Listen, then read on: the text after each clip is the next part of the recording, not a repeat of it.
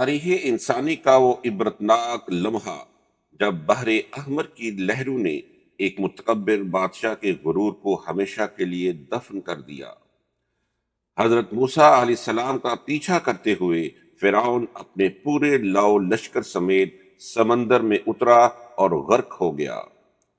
اس وقت دنیا کا یہی خیال تھا کہ فرعون ہمیشہ کے لیے سمندر میں گم ہو گیا ہے اور اس کا نام و نشان مٹ چکا ہے۔ لیکن یہاں ایک اہم نقطہ سمجھنا ضروری ہے۔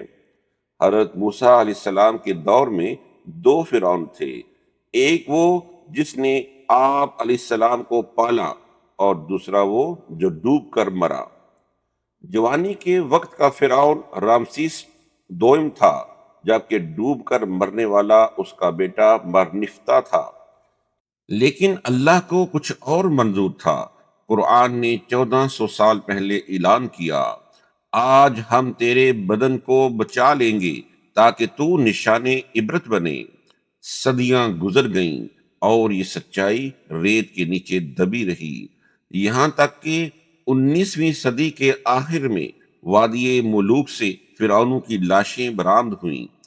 ان میں رامسیس دوئم کی لاش بھی تھی اور اس کے بیٹے مرنفتہ کی بھی۔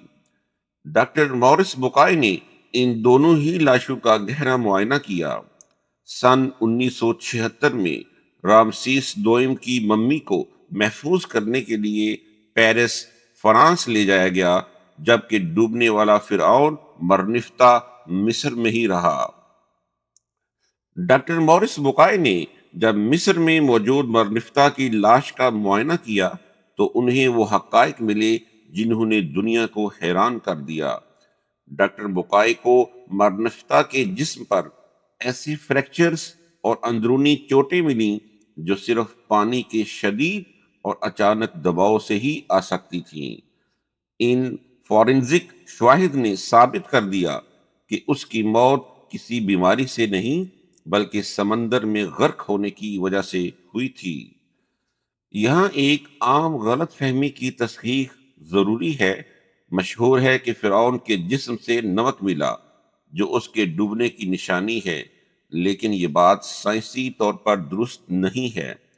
ڈاکٹر بکائے نے نمک کا ذکر بطور ثبوت نہیں کیا، کیونکہ قدیم مصر میں ممیوں کو محفوظ کرنے کے لیے نیٹرون نمک کا استعمال ایک عام طریقہ تھا۔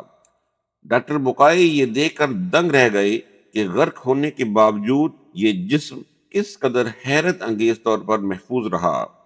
جب انہیں بتایا گیا کہ مسلمانوں کی کتاب قرآن نے 1400 سال پہلے اس کی پیشگوئی کر دی تھی تو وہ حیرت زدہ رہ گئی۔ سائنسی شواہد نے ثابت کیا کہ غرق ہونے کے فوری بعد اس لاش کو پانی سے نکال کر محفوظ کر لیا گیا تھا، بالکل ویسے ہی جیسے قرآن نے بیان کیا۔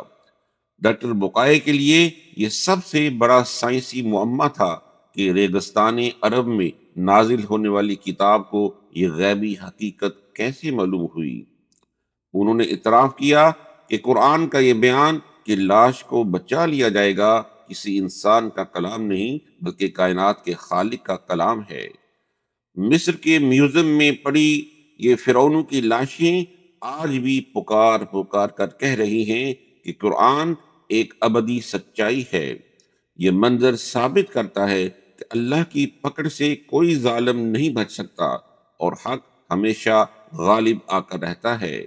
یہ ہے وہ زندہ معجزہ جو رہتی دنیا تک انسان کو صراط مستقیم کی دعوت دیتا رہے گا۔ بے شک قرآن حق ہے۔